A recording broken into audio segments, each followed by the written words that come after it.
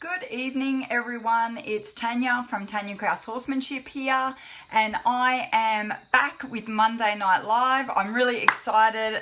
It's my first one back where it looks pretty close to the coast being clear, as in I'm home in Australia now for the next couple of months, and I should be able to deliver the Monday Night Lives back on schedule at 8 o'clock every Monday night at 8 p.m. Australian Eastern Standard Time. So I hope everyone has been having an amazing time with their horses. I've been traveling around. I've been in the United States for 3 weeks, and then I headed to New Zealand for 3 weeks, and in both of those places I presented clinics and I also participated in clinics. Did a public demonstration of colt starting at the Vaquero gathering in New Zealand. So I've been out and about but working really hard. It's great to be home and getting back with my horses and starting to work those guys and organize them and bringing them back onto back into the work schedule or back onto a work schedule, and settling back in at home and getting everything organised for all the stuff we've got planned for TKH this year. I cannot believe that it is March already. Hi Lisa, hi Kusum, hi Hillary, thank you, hi Ruth, thanks everyone for all the welcome homes. It is great to be back, and I'm looking forward to being back live with you guys on Monday nights and with the thoughts of my walk as well. So tonight what we're talking about is bad behaviour, why it happens and how to fix it. So I'm going to get straight into it, and some of these are probably going to be a little bit obvious. I think that a lot of the stuff that we talk about, or a lot of the things that we end up discussing on Monday Night Live, when we think about sitting down and thinking about things, I think that things come to mind, and it can be pretty logical or pretty straightforward, or you know, nothing new, so to speak. But I think if we get to sit down and actually map it out and collectively look at all the different approaches and all the different theories and all the different ideas, that really honing in for, you know, a Monday Night Live, whether it's an hour or 45 minutes or whatever it is, I think that can really help to clarify things for us. Maybe we will talk about a few options that maybe we hadn't considered before, or we'd considered them before, but now they probably need considering again, or they may need considering again, because when they were dismissed right at the start of the issues, we're not necessarily, you know, if it's been going on for months or years or something like that, maybe we need to go all the way back to the start and start revisiting it again. So the first one that I'm going to talk about, and the way that I'm going to structure tonight, or what I'm going to try and do in regards to structuring tonight, is talk about some of the reasons behind bad behavior and some of the ideas of giving reasons. And then I'm going to go ahead and go through some of the solutions or some of the approaches that we can take in regards to, you know, taking it further and looking for a solution in regards to our horse's bad behavior. So the first thing I want to clarify really when it comes to bad behavior is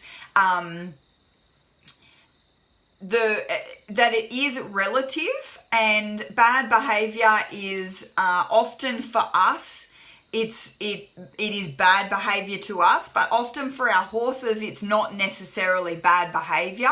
They don't think in terms of good and bad behavior, they just exist and they just present things to you, and that's the way that they try and communicate with us. So you know, if our horse is having an issue and say they're rearing or pulling or bucking or striking or doing things like that, they are some undesirable behaviors that we might look at and say, oh, that's bad behavior. But our horse may be simply trying to communicate with us. Maybe he doesn't have a different way of communicating with us. Maybe he has been trying to communicate with us in a different way and we just haven't picked up on it yet. And so this bad behavior is an end result of your horse trying to say, hey, I don't like that, this is hurting, etc., etc.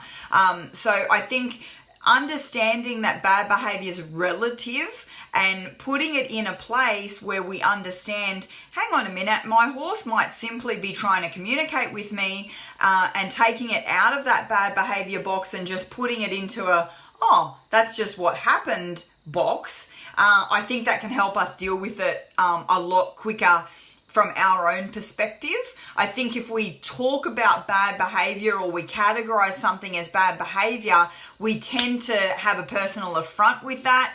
We tend to think that we need to punish bad behavior. We tend to think that it is a personal attack on us. We tend to think that the horse was deliberately trying to injure us and all these sorts of things. So I think if we take it out of that box and say, you know what, it's bad behavior to me because it's undesirable to me, because it scares me, or because I could get injured, or because something like that could happen. It's not necessarily where your horse is coming from. He doesn't wake up in the morning and go, what interesting undesirable things can I do? I know it really annoys her when I do this, so I'm going to go ahead and do this. You know, your horse is probably presenting the behavior to you because he's trying to tell you something or communicate something. So that's the first thing that I wanted to talk about, is just taking it out of that category of bad behavior and putting it into a space of saying, you know, let's look at this from a different perspective and a non-personal perspective. When we take it out of that personal box, it allows us to deal with it in a way that we might give advice to a friend, or we might give advice to an associate or someone that we're not so close to. But I think when we're categorizing something as bad behavior, it immediately puts it in that negative connotation towards us, and it's something that he did to us, and it puts us in that battle mode. So I think that's really important.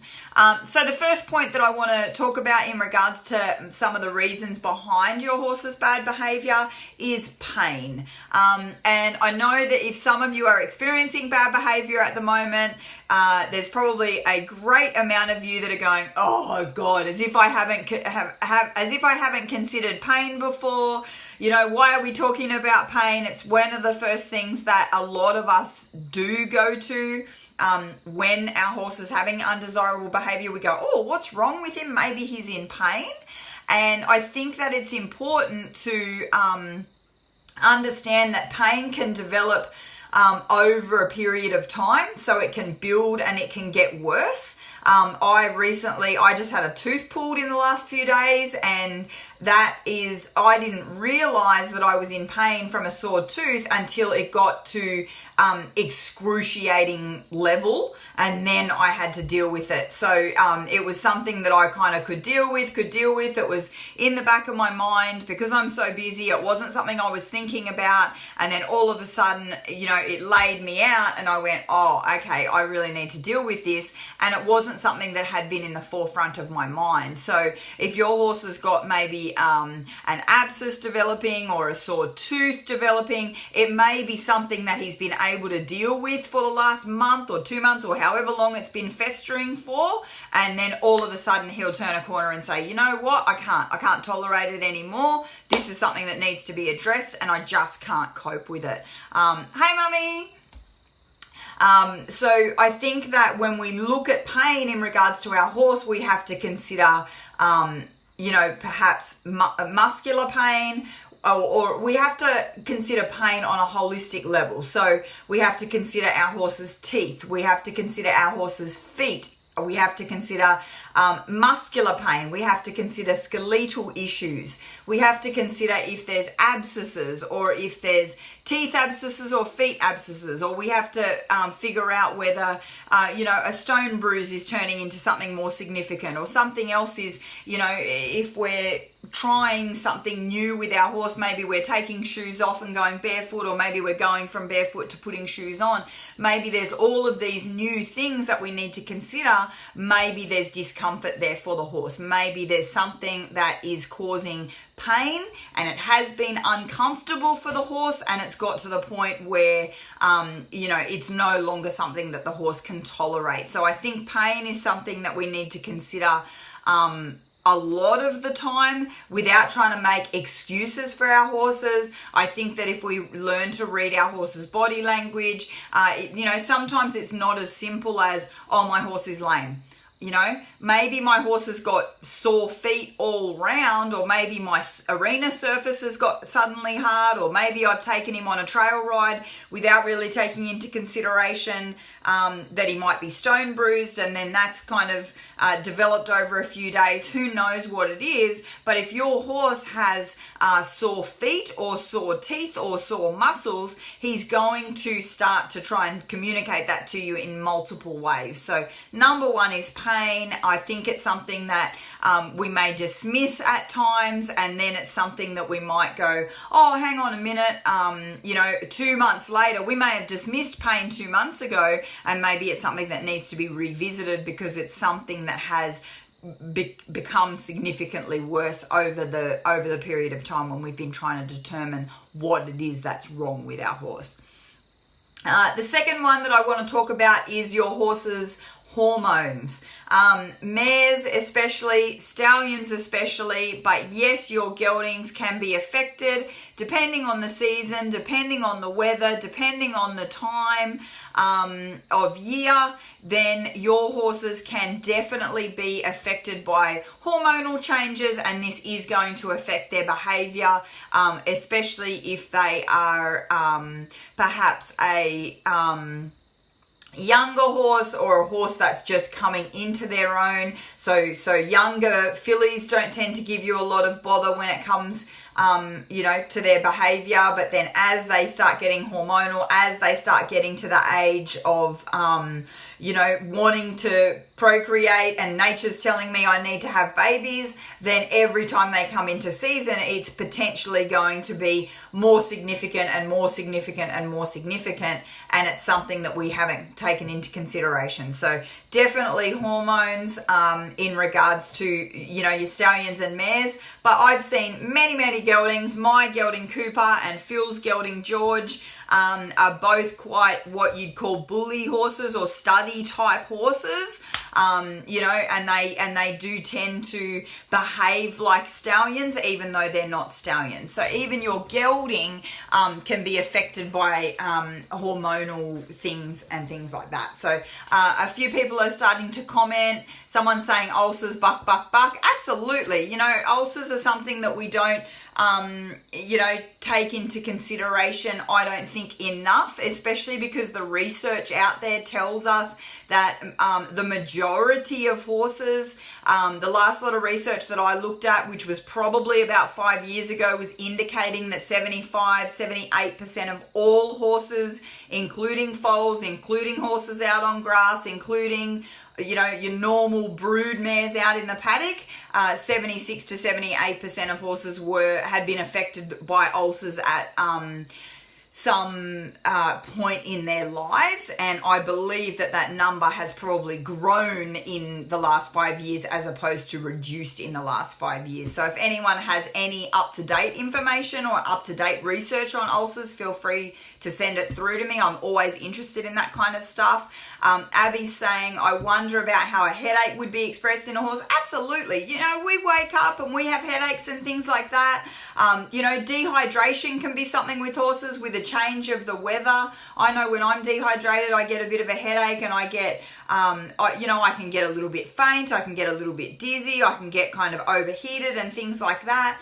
And horses will dehydrate themselves. They might have a great big tub of water or a great big barrel of water available to them all day, but sometimes if it's too hot, they'll choose to go and stand under a tree rather than walk up to wherever the water is. Sometimes if the weather has cooled off a bit, you'll find the same thing. They won't drink as much water as they should be drinking because it's still hot, but it feels cool to them, especially if there's a wind or something like that, or if the temperature has dropped a few degrees, they'll go, oh, well, I don't need to drink as much water, but they still do. So, headaches, dehydration, all of those things, I think that we need to consider bad behavior has to be something that's happening on a consistent basis, for us to put it into that needing to be assessed. I mean, if you just have a bad day on your horse, I really wouldn't worry about it until that's happening on a consistent basis. And then we need to start going through and saying, is it pain? Is it hormones? You know, what season are we in? Have I introduced a new horse into the paddock? Has that thrown the herd into disarray? Have my neighbours got a new horse, etc., etc.? I recently had a lady at a course with in New Zealand who had moved her horse into a new paddock, and the horse has developed I've forgotten the name of it, someone can probably tell me, where they can't sleep, where they don't sleep properly, and then they start nodding off and just falling over. Someone can please comment and tell me what that's called. I've forgotten what it is. But this horse has developed that condition, and I had seen a horse in the United States that had suffered from that condition for well over a decade. And so I did a bit of research on it, and the research is showing that your horse can develop that condition, narcolepsy, that's it. So your horse can develop that condition from a simple change of paddock. And I said that to the lady, and she said that's exactly what has caused it. We have changed the paddock, and all of a sudden the horse is not sleeping. She's worried. There's an alpaca next door. The horse hasn't become used to the alpaca yet, and all of a sudden, and in my clinic, while the owner was there standing with that horse, the horse would start to go to sleep behind the owner and then start to hit the deck and fall down, and we'd have to kind of wake her up. And so I've given her a couple of things to go home with in regards to that, and hopefully help the horse overcome the development of that condition. But certainly, our horses can be so affected by what we would consider to be a small change in their lifestyle, and that can start to develop poor behavior. I mean, and that's, you wouldn't necessarily say that that's bad behavior because it's a condition, but it's worrying behavior, because if you're riding the horse and you're standing around talking to your friends and the horse falls asleep and falls down, that could be a really dangerous situation for both you and the horse. Obviously, some injuries can really occur there.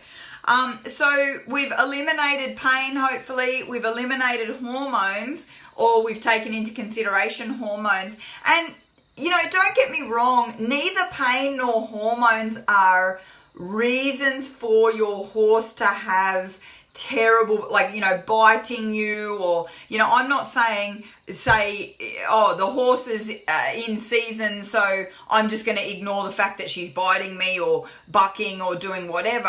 I'm saying that once you have a reason, then you can make the next decision. It's like having one of those flow charts, If the horse is in pain, then you need to address the pain. Then you need to go down the flow chart this way. If we've determined that the horse is hormonal, then we need to step over into this part and say, you know what? You need to learn how to conduct yourself as a citizen, even if you're hormonal. I'm not saying that any of these reasons for bad behavior are an excuse for your horse to operate or conduct himself in a poor way. I'm not saying that, but what I'm saying is for us to be able to solve the issues, then we need to determine what the cause of the issues are, and then we can go ahead and start to address them. So Belinda's saying change in the grass. So yeah, absolutely. So change in the season, change in the feed, change in what we're feeding them. We've decided to try a new feed or a new supplement or a new mineral or a new this or a new that. Simply changing your horse from one paddock to another. It may have different grasses available in there or different pastures or whatever, can affect your horse's behavior or his ability to control his bad behavior over, maybe you've reduced the work because you've started a new shift at work. So now you're still feeding your horse as if you're riding him 5 days out of 7, but now you're only riding him 3 days out of 7. So now he's got excess energy, so absolutely feed or energy input, energy output is something that we need to consider as well when it comes to our horses having, I suppose, that little bit of hyperactivity which can present itself in negative ways. And sometimes it presents itself, I like it when Cooper has a little bit more energy, because he tends to use that in a positive way because he's got so much training under his belt. But, when Galliano has too much energy, it's probably not as desirable because she hasn't yet learned how to not have undesirable behavior, because she hasn't yet learned that it's undesirable behavior. When you get a horse out of the paddock and it rears up, it doesn't know that that's naughty behavior, because it does that in the paddock with its friends, and its friends don't say anything to it. Their friends rear up back at it or move out of the way or do whatever. The friends don't say, oh, that's terrible behavior. It's our human element that's saying rearing is bad behavior or bucking's bad behavior or whatever. We've got to take into consideration, as I said at the start, it's relative, isn't it? Bad behavior may simply be your horse expressing himself in a way that you don't like, but you've got to teach him that you don't like it. You've got to educate him that that's poor behavior. So pain, hormones, feed, or energy in, energy out. So, I'm not a nutritionist. I know a bit about nutrition and all that sort of stuff, but I'm not going to sit here and talk to you about nutrition. What I am going to sit here and talk to you about is energy in, energy out. So you can go ahead and feed your horse all the supplements and all the minerals and all the grain and all the stuff that you want, as long as you're riding him to use that energy up. Then go for gold. Feed him whatever you like. It doesn't matter. But don't feed him all that stuff and then don't exercise him and then say to me, oh, my horse has got bad behavior, but I want him to look all shiny and pretty on all this nice feed that I'm feeding him, but I'm not doing the work, but I want to fix the bad behavior. That's like me saying to you, my kid's out of control, but he really enjoys red cordial for breakfast, so I really don't want to stop giving him red cordial, but I want to fix the behavior. Give the kid the red cordial, then take the kid for a run, and he'll use the sugar and he'll use the energy, and then he won't have bad behavior. We've got to consider what we're putting in. And even if some of you are saying, I don't even feed my horse, he's out in the paddock, that little chestnut horse of mine, Squizzy, those of you that know Squizzy, is in her Brooke's saying it right now, party clothes. She's in her party clothes like crazy. That horse has not been fed for 8 weeks, and she is round, shiny, happy, running around the paddock, galloping and rearing up and playing, and she's got energy to burn, and it's just because of the quality of pasture that she's on. I've been away, the horses got turned out, Phil's been checking on them obviously, but they haven't had feed, and she looks $1 million. She actually needs to come in and start getting worked because she's got excess fat on her, which here in Australia, we're about to go into winter, so it's not such a bad thing. She'll use those fat stores up. But, even if you're not feeding your horse and you're saying to me, but he's only on grass, well, that's good. That's what horses are meant to metabolize. That's their diet. And you can absolutely still have behavioral issues, or you can have excess energy being provided to your horse via good grass or good pasture. The next thing that I want to talk about is confusion. I see this a lot. When a horse doesn't understand what is being asked, what the correct answer is for what you're actually asking him to do, or perhaps it's in your presentation of the cue or your consistency in the presentation of the cue, that's when I start to see a lot of confusion start to happen. And confusion is a space that horses don't thrive in, and it's a space that can cause horses to react, particularly if they get worried, which a lot of horses do get worried in that space of confusion. I think that we can all agree as humans that we don't like being confused when we're, maybe we walk into a conversation and we don't really understand what the conversation is or what's being spoken about or whatever, and we feel that little bit of like, oh, what's going on here? That little bit of confusion. It doesn't make us feel good. It doesn't make us happy. We don't walk in and go, oh, I'm confused. That's really great. It's not somewhere where we like to be, and that goes the same for our horses. Our horses like to know, where are we going? where's the grass, where's the water, where's my herd, am I safe, etc. These basic instincts need to be met of our horses, and they live in a state, that's why they live in a hierarchy, because once the hierarchy gets kind of sorted out, and they have kerfuffles and they change it and all the rest of it, but as a generalistic approach, once the hierarchy's sorted out, your horses don't worry about much because they're not confused. Who's the boss? Where should I stand? Where should I be? Because they know all that, the answers to all those questions, and that's what makes for a happy horse. So confusion is something that I think that I see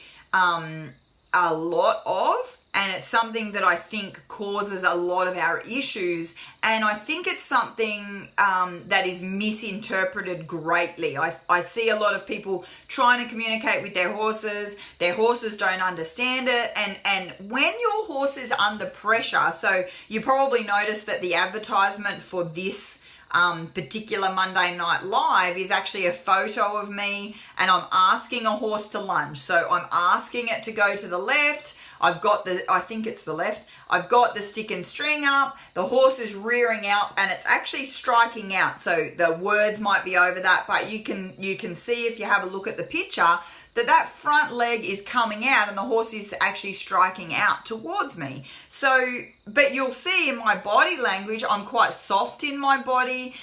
There's still bend in my body. I haven't stiffened up. I haven't braced against the horse. And you'll see that there's actually a little bit of a smile on my face because I'm just dealing with what the horse is presenting to me. It didn't worry me at the time. I'm just simply sticking to what I'm asking. I'm confident in what I'm asking. I'm saying to the horse, go to the left. That's the way I want you to go. And the horse is having a big old tantrum. He's saying, I don't know what you're asking me to do, or I don't want to do what you're asking me to do, or whatever it is, whatever space that horse is in at the time. And I'm going to talk about it a little bit more, that particular horse.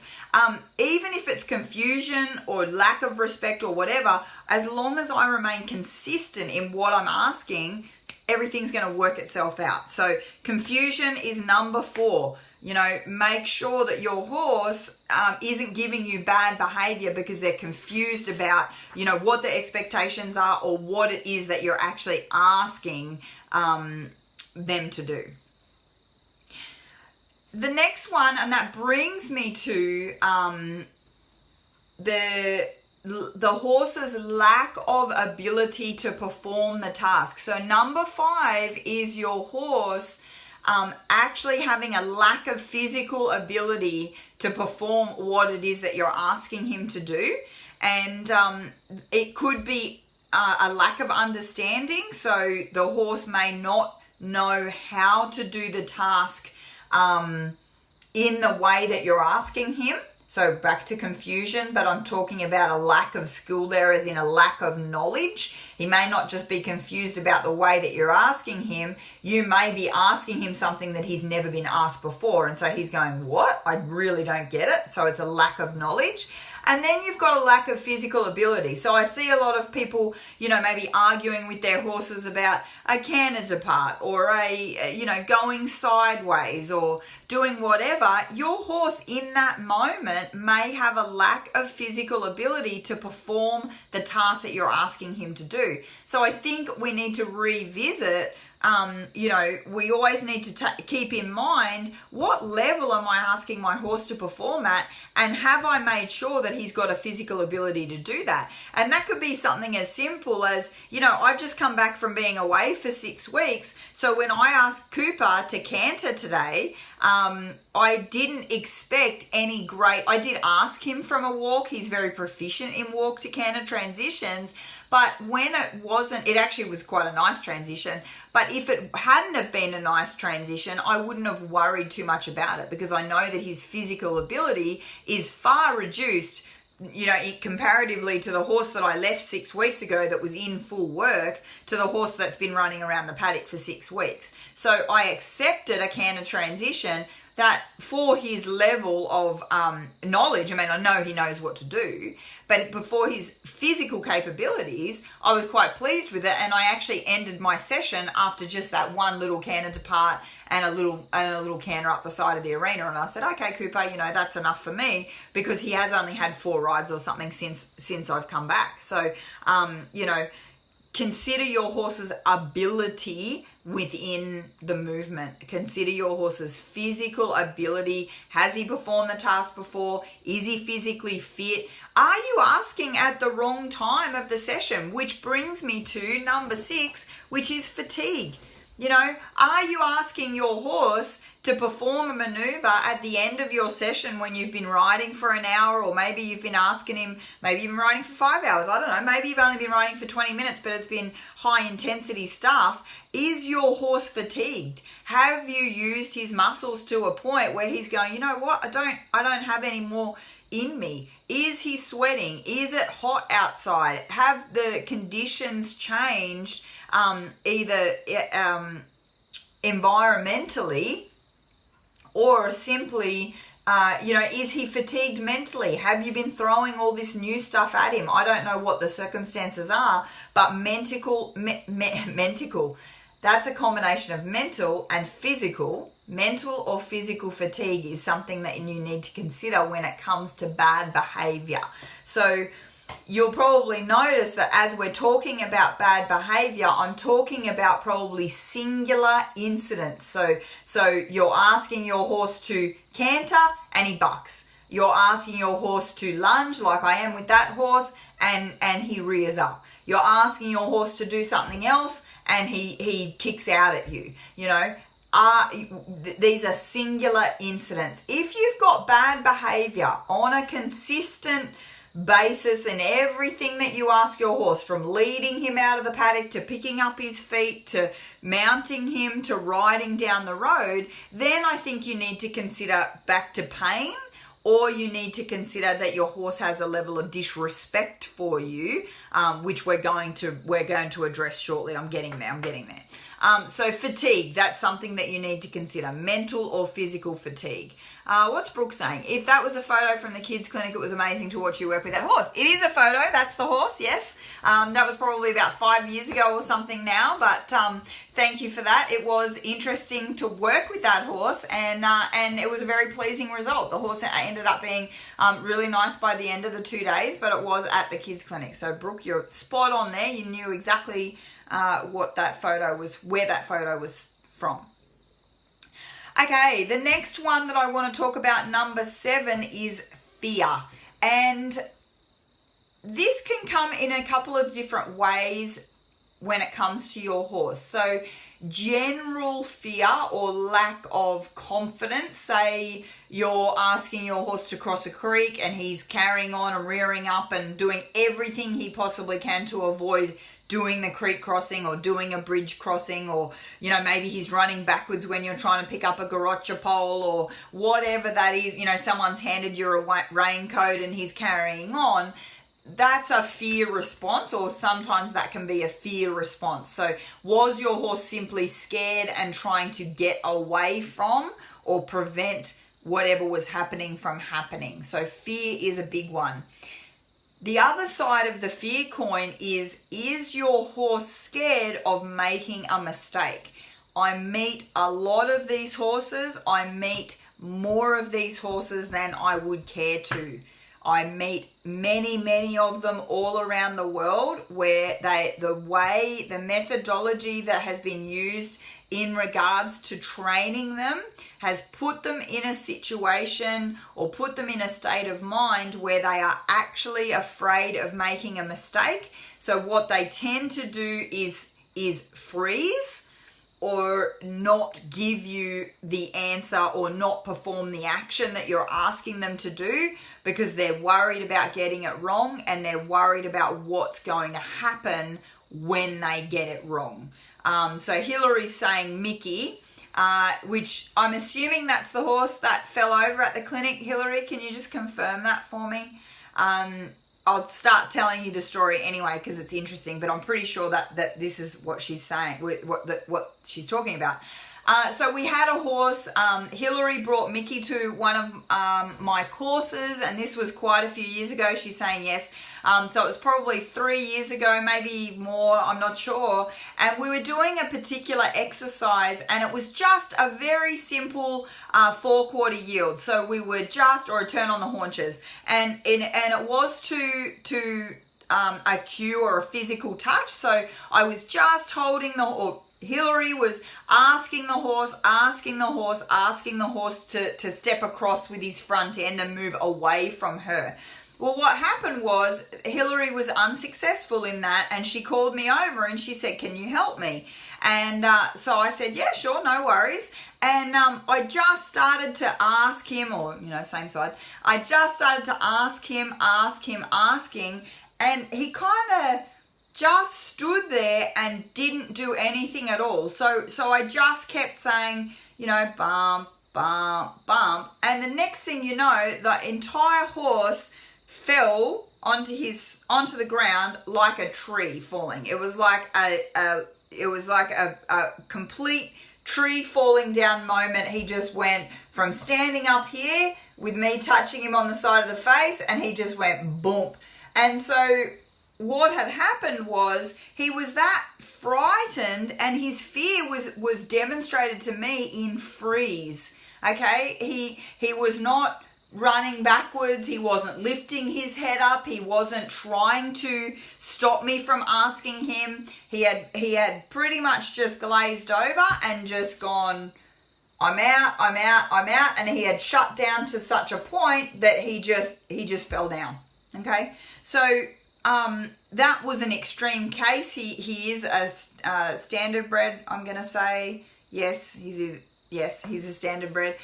He's a standard bred, and I'm not saying that all standard breds are going to behave in that way. But he did come to Hillary with a few issues and with a few fear things, and as a troubled horse, let's call it a troubled horse, without going too far in depth in the story.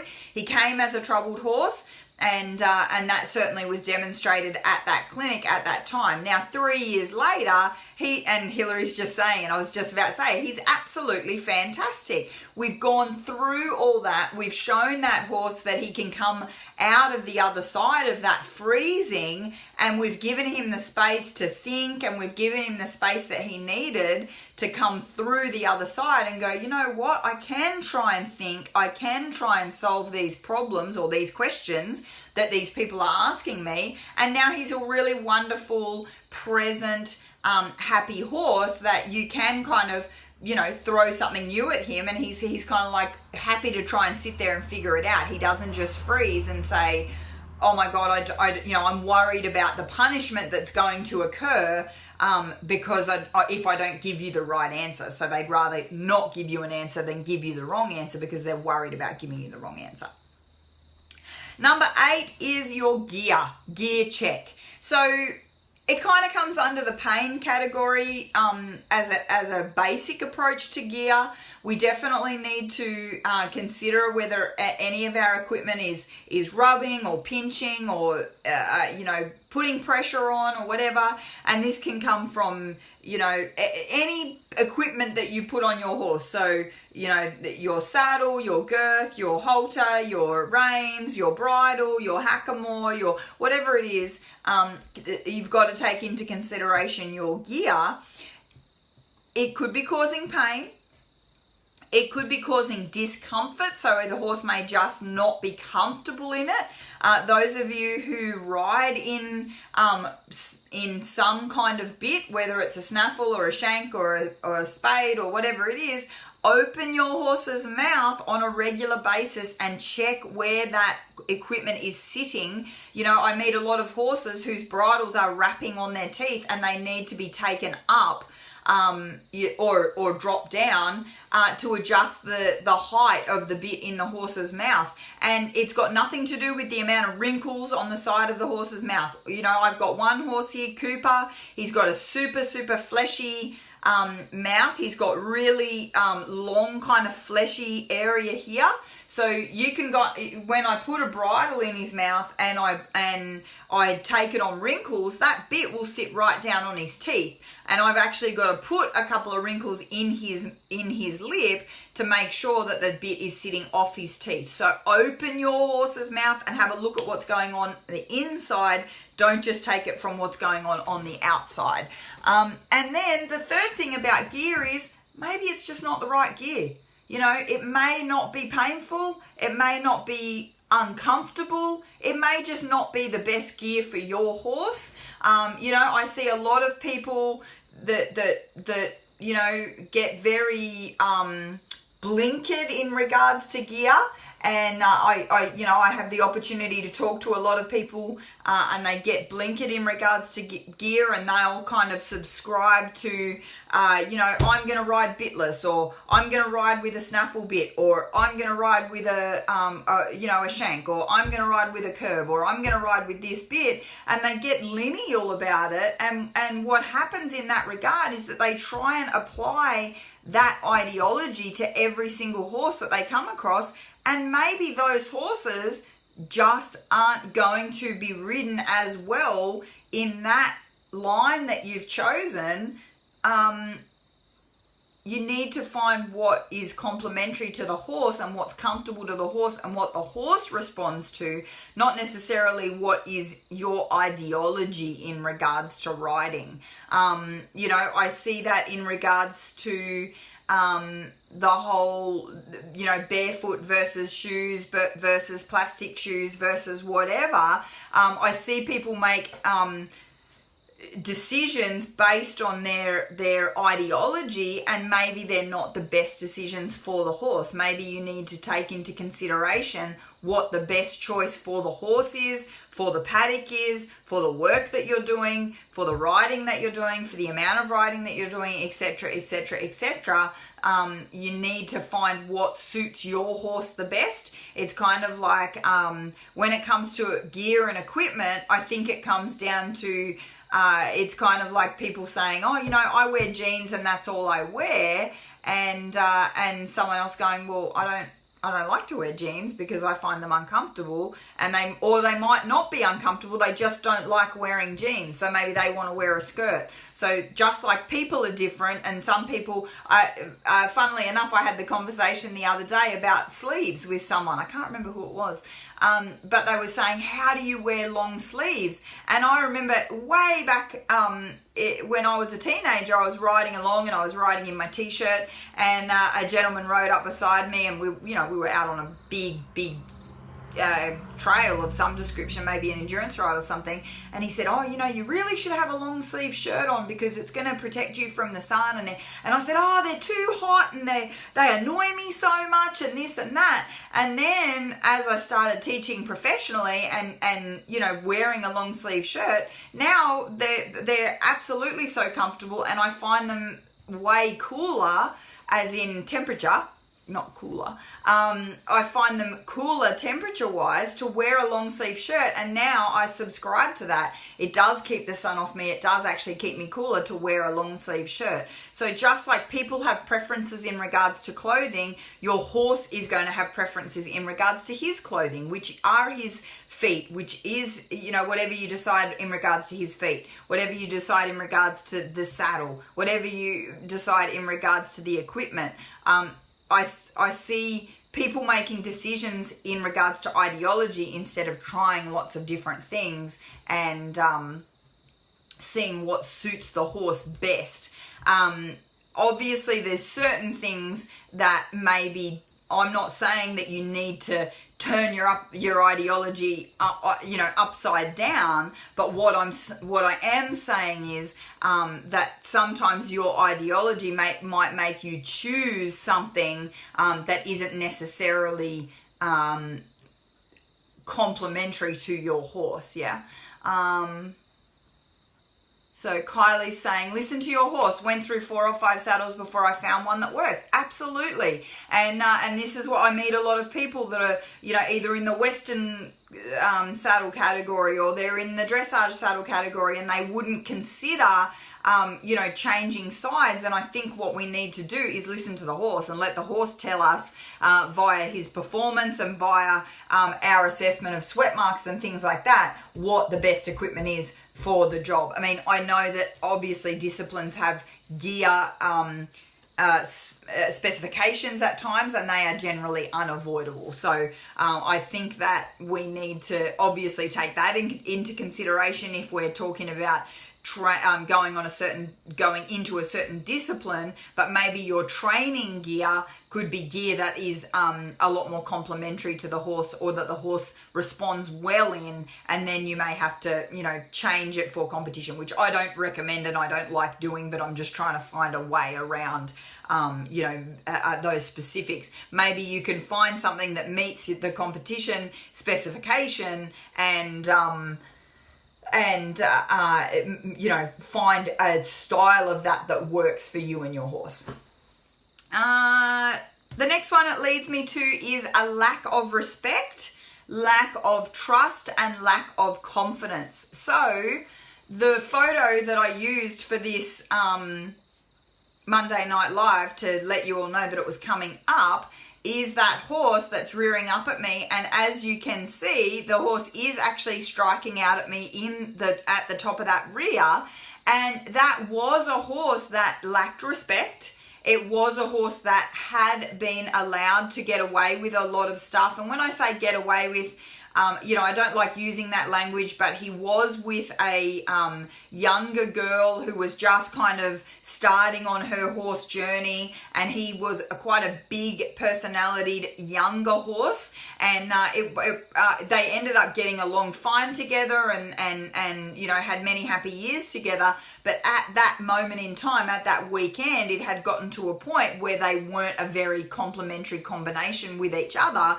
because she adored him and she loved him so much that all of these confusing cues or this confusing communication was happening, in the sense that that horse would take a little bit of her space and she'd kind of move out of the way. That horse would rub on her and she'd kind of rub him back. And she didn't realize that those little things, especially to a young horse, are absolutely confusing him in regards to his understanding of respect.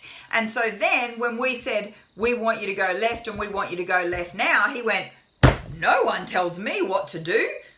Can't you see? I get to rub on you. I get to pull you over here and get the better grass. I get to do this. I get to do that. So he'd sort of been disrespectful on multiple occasions that then when it came down to asking him to do something, he just said no, which was completely understandable because there wasn't any respect from a backstory. I think it's one of the major mistakes that we make is that we kind of humanize things and we look at the horse and we say, but I'm so nice to you and I feed you and I look after you. And the horse doesn't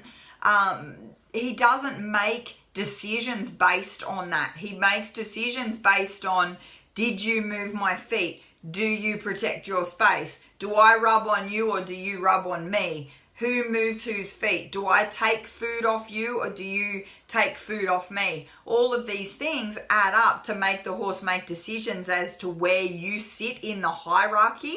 And if you've got a hierarchy issue, then your horse is going to start saying no and have a lack of respect for you. So bad behavior can absolutely come from a lack of respect. It can come from a lack of trust. There would have been an element of lack of trust from that horse to me until we'd had a few conversations, because he didn't know me. He was some random person that just got a hold of his lead and said, go left. And he said, hang on a minute. I'm not just going to be compliant. I'm not just going to, you have to prove to me that you're worthy of listening to. And we did do that and it was great. Brooke saying that weekend was the turning point for both of them. She'll never forget that clinic. So yeah, absolutely. It was a huge weekend, and respect can be developed in an instant, but it takes daily consistency to maintain it. Okay. Respect can be developed in an instant, but it takes daily consistency to maintain it. You can't just establish respect on Monday and then let your horse do whatever he wants to do for the rest of the week and then turn around the following Monday and hope that he's still got respect. It's not something that's just simply established and then it maintains itself. Lack of confidence. So if a horse is lacking confidence in themselves, they're going to go ahead and they're going to turn to the one that they respect. They're going to turn to the one that they respect to try and find a safety. They're going to look to a leader to try and find what to do. What should I do now? How are we going to get out of this situation? Are you going to keep me safe? And if you haven't established a respect there, then the horse's confidence in you is reduced and he will start looking for others that are going to look after him and tell him where to be and tell him where to stand and save him, so to speak. The final one that I want to talk about today, so number 10, is your horse simply feeling good? And I know that sounds a little bit funny in regards to a bad behavior thing, but one of the things that Lisa put a comment on the advertisement for tonight's show, and she said, look, when I take my horse Harry out trail riding, and you know, we can be out on the trail, and sometimes I ask him for the canter and he'll kind of kick up his heels or do a little buck, and she said, you know, I'm pretty sure it's not the gear or the saddle or anything like that, because sometimes he does it, sometimes he doesn't do it, sometimes we can be cantering along for a period of time before he kicks up his heels, and so to me, that's that horse kind of kicking up his heels and going, woo, I feel a bit good today, you know, let's canter out onto the trail. He could have developed a habit over time, because Lisa did also share with me that she tends to bring him back to the walk after he has done that, because she feels safest in the walk. So she kind of brings him back to the walk, gets another handle on him, and then goes again. And so there's every chance that he also, if he's been cantering for some time and he feels like he's getting a little bit fatigued, which is number 6, he kicks up his heels in order to go, hey, I'm getting a bit tired, let's go back to the walk, because I know that you're going to take me back to the walk when I do this, because now I've developed a habit over the course of our rides together. So, you know, that's the final thing that I wanted to talk about in regards to causes of bad behavior.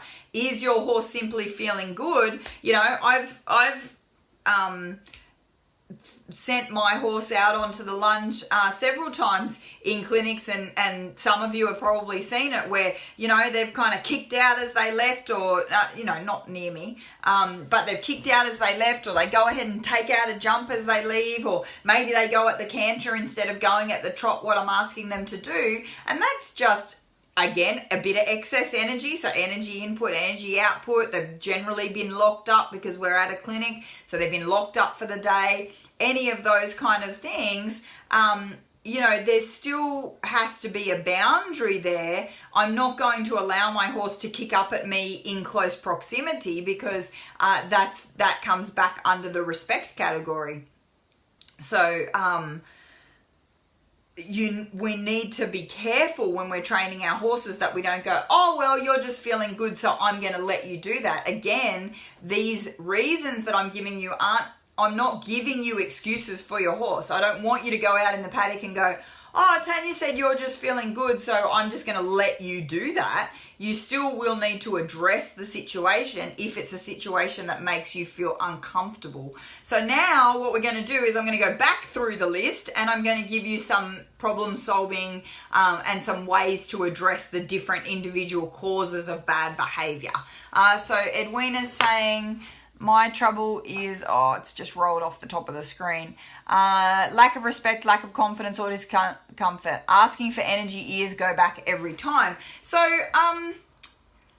you know, if I ask my horse for them to go and the ears go back, it may be something that I take on board and I say, you know what, my horse isn't liking this, whether it's fatigue or whether it's pain or whether it's my horse simply saying, you know, I really don't like using my energy that much. But is it a lack of, are the ears going back to an extent where you feel like the horse is going to build on it, and it's going to become worse, so the horse is going to start lunging at you or something like that? Is it the horse preempting or building a no response, or is it the horse going, you know what, I'm going to go trot, but I really don't want to because I'm not feeling it today? Well, you know, that to me is something that I'll ignore, and I'll build a better response over time. So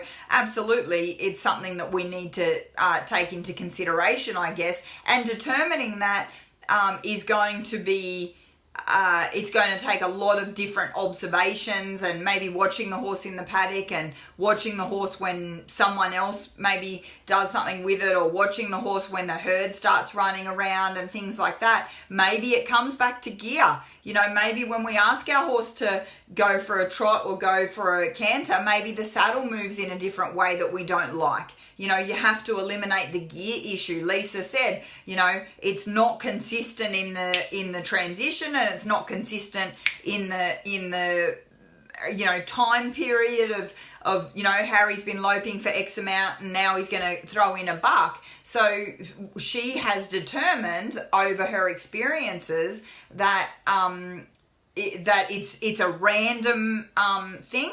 So with that knowledge, I'm going to make the assessment that perhaps the horse has learnt a habit from doing that behavior, and he understands that they're going to come back from a walk. I think when you're asking for an upward transition, it may be a simple expression of like, woo, let's go for a canter. Some horses will buck as well, or it feels like a buck when they're changing their legs or changing their leads. So that's something to take into consideration as well. If the horse is kind of reorganizing his back legs, it will often feel like a buck, and it's just the horse rearranging their back legs. So let's go ahead and go through the list. It won't take long to do this because I'm just going to give you a couple of tips surrounding each cause and to sort of help you on your way. So number one, pain. Okay, I think it's pretty obvious what you would do with pain, and that is make an assessment yourself. So put your horse on the lunge and ask it to lunge in both ways at all gaits, and make observations as to whether the gait changes or whether the willingness changes or whether any kind of soreness presents itself, whether the horse is reluctant to bend either way. Go ahead and put your horse loose somewhere and do the same thing. So does the horse hold himself in a particular way if you turn him loose in the round pen, or if you turn him loose in the arena and ask him to walk, trot and canter? Is he kind of hanging his head to the right or to the left, or is he putting it up, or is he putting it down, or does he canter away from you and then stop his feet? Does he have a reluctance to move forward? Make as many observations as you possibly can in regards to pain. You can also do you know, go ahead and massage your horse very lightly and get in touch. Feel, you know, if you massage yourself, if I kind of rub on my own muscles, if I just run my fingers up my muscles, I can feel tension. Obviously, I can feel it from the inside, but with my fingertips, let's say that I had someone here, if I rubbed someone's arm or if I rubbed up someone's back, you can feel the knots and you can feel tension in muscles and tightness in muscles. That's what we need to do with our horses. You know, they can't always talk to us, so go ahead and use your fingertips to just see how soft those muscles are. See if you can find any tension. You know, run your hands down your horse's jawline. Does he react? Has he got sharpness here? Has he got uneven muscle building on his forehead there? That can often be a significant indicator of an imbalance in the horse's teeth and the way that they're growing and the way that he's chewing his feed, and you know, whether he's wearing one side down more than the other. Put your finger in there very safely. Is he sharp? You know, do you need to call a dentist? Do you need a new dentist? You know, I have people say to me all the time, oh no, my dentist was here 2 weeks ago, and I put my finger up in the horse's mouth and you know, it's like razor blades, and I go, well, get yourself a new dentist. I don't, you know, it's pretty obvious. You don't just take for granted that just because something's been done, that it's been done well for your horse, right? I think these are things that we always should be assessing and be involved in. I know that, and I leave I don't try and do my own horse's teeth or feed or anything like that. I'm not saying don't use professionals, but what I'm saying is, be involved in what the professionals are doing, ask questions, observe what's happening, put your fingers in their mouth when the things, when they've got them set open. Go ahead and feel and say, I thought this feels a bit sharp. Is that normal, etc. Get to know what is normal and what is not normal and all those sorts of things. Hormones. Observing the horse in the paddock. Most mares are pretty obvious to tell when they're in season, but some of them aren't. Some of them are really quiet about it. My little horse Boogie is really quiet about it. She'll actually get really fatigued and, she kind of goes off a feed. Not she'll eat it, but she's not as gutso about her feed. And then she does a fair bit of laying down for a couple of days. And so every now and then I think, oh no, she's getting mild colic or whatever. And it's not, it's just because she's in season. And, that's just the way she deals with it. Where a couple of my other mares down the paddock, you can see that they're in season from 2 paddocks away, the tail's up and all that sort of going on. Hormone behavior is something that you need to take on board as going, oh, okay, my horse has got hormones today and I have to deal with that. And then you may have to step back into, it's probably not the best day to try and train something new, but it's probably a good time to reiterate respect. Hormonal responses is kind of an area where I'm going to take on board that, especially mares, they're going to be tender. They're going to feel fatigued. They're going to feel out of sorts. So I definitely take that on board, and I may take them on a milder ride that day, or I may cover things that they are very good at that day so they don't have to think, and maybe I'll give them the day off. Maybe it is worth me saying, you know what, I know you're pretty uncomfortable at the moment, let me give you a couple of days off to deal with that. If I can't do that, then I'm going to go ahead and try and give them an experience that is the best experience to get them through that phase.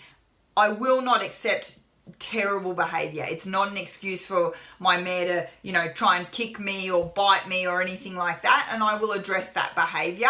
And I will set a boundary when it comes to that behavior.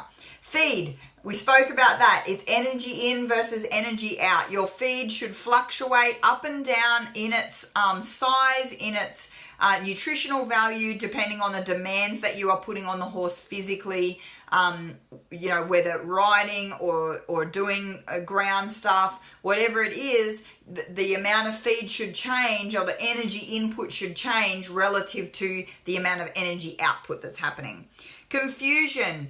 You are going to solve confusion issues by remaining consistent and remaining calm. So know what you want. Okay, know what it is that you're actually asking the horse to do. Go left, go right, back up, low pier, do whatever. Know what it is that you want. Ask the horse in exactly the same way every single time you're asking him to do that particular exercise. Reward the horse when he even thinks about doing that particular exercise, because that's on the way to achieving that exercise. And remain calm even if the horse is confused or is bothered or is struggling to understand it. You don't need to increase your phase if your horse is trying to figure out what it is that you want. Consider your horse's lack of ability to perform the task. Is he sore from the 20k ride that you went on the weekend? Maybe he can't do a halt to canter today. Is he tired? Is he coming back in after 6 weeks of work? Are you confident that your horse knows what it is that you're asking, or do you need to retrain it a little bit or get it in there a little bit more solid? Number 6 is fatigue. What stage are you at in regards to your training session of that day and your training sessions of that week? And what are your external temperatures like? If it's 40 degrees outside, and that's Celsius, you know, it's hot. It's hard to work in that kind of heat. Maybe the horse is just tired. Give him another chance for the next day. Fear. If your horse freezes, if your horse is not responding at all to your cues, consider that your horse is actually worried about getting the wrong answer. So instead of waiting for him to give you the right answer, maybe relax when he tries to do something so he understands like, oh, okay, I can actually think about this. I can give you something. Give him a semi-reward, if you like, or a semi-relaxation on him attempting to do something. And then you can go ahead and, you know, develop the correct response to the cue. But you've got to build a horse's confidence in giving you answers and show him that it's okay for him to be wrong when he's learning. If he's worried about being wrong, he will just sit there and freeze, and that's a fear issue. Gear check. Reconsider your gear. Is it uncomfortable for your horse? Is it causing the horse pain? Is it the right gear? Go and borrow, you know, go make a day of it. Meet some friends down there. Everyone brings different gear and try different things. And when was the last time you did that? Have you changed horses and gone and got all your old horses' stuff and just said, oh, well, this is what I ride in. Here you go. Maybe your new horse needs different stuff. You know, have a bit of a try it day and just see how the horse responds in different equipment or with different kind of gear on. And number 10, feeling good. Again, that's just about setting boundaries. So when you feel like your horse is giving you bad behavior because he's feeling good, so he's kicking up at you or maybe he's kicking up in the canter transitions or whatever, you still need to address the behavior. You still need to set a boundary. You know, like with that horse in that photo where it's rearing up at me, I made sure that I established a boundary and said, no, that's unacceptable behavior. So I didn't release when the horse was rearing up at me. You can see that I'm still leading him out and I'm still supporting him with the stick. I'm not running at him because at that moment when he's up in the air like that, I don't want to run the risk that he's going to flip over. But when he landed to my cue remaining consistent. I also didn't release. I also didn't back off the horse and say, oh, whoa, you know, don't do that. Let's restart. I just stood there and said, no. When you land, now I want you to try and go, left for me because that's the question that I'm asking. So I hope that helped. It's a bit of a long one tonight. We've gone just over the hour, but I think it's a pretty comprehensive subject, and you know, it's probably a subject that I could speak on for a whole day. We could probably do a whole workshop on bad behavior and you know, people posting questions and asking about specific things. And you'll notice that in the comments, people have written specific scenarios and specific things, and every single horse you have to deal with in a different way, and it's just time and experience that is going to give you the knowledge that you need to be able to make an assessment as to whether it is a lack of respect, or it is a misunderstanding, or it is a fear, or it is too much energy, or it is this, or it is that. You know, it's only your experience and knowledge as it grows that gives you the ability to make those assessments. And sometimes you're going to assess them wrong, and it doesn't matter. We're all just trying to do the best that we possibly can in all of our situations. So thank you so much for watching. I hope it helped. The replay will be up on our YouTube channel tomorrow. Now, the YouTube channel is something that is building significantly in 2018. So go ahead and head over there and subscribe. There's stuff that gets uploaded to YouTube that does not go on Facebook. I've got weekly training videos that get uploaded every Friday. All the Monday night live replays will be on YouTube. The thoughts from my walk replays will all be on YouTube. The Facebook page won't have a lot of videos stored on it. Everything will get moved over to the YouTube channel, but there is new content that goes straight on YouTube. It doesn't touch Facebook at all. So head over to the YouTube channel and subscribe over there. there and all that means is that you get a notification in your email that says Tanja Kraus has just uploaded a video, or Tanja Kraus Horsemanship has just uploaded a video. So go ahead and do that. Thank you for all your comments. I'm sorry if I miss comments. They tend to scroll, like I can only see 2 comments right now on my screen. As people comment, it scrolls away and I don't get to them all, but I definitely will try and address them all tomorrow and over the next coming days. Thank you so much for watching. It's great to be back on Monday Night Live, and I will see you all next Monday. And follow us on Facebook for any new stuff that's coming up as well. I've got a workshop coming up in the next week or so. I haven't decided what day yet, but as soon as I know what day I'm doing that workshop, I will definitely let all of you know. So thanks for joining me, and I hope everyone has a great week.